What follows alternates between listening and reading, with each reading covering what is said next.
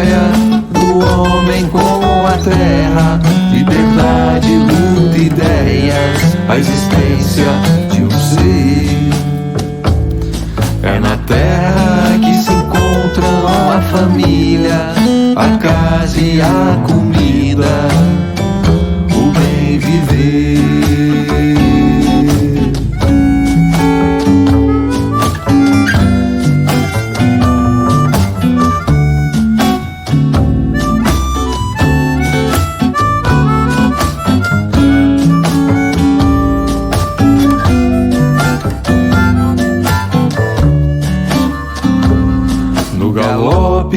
Do razão pelo cerrado, forte vento temperado, no entardecer, chamando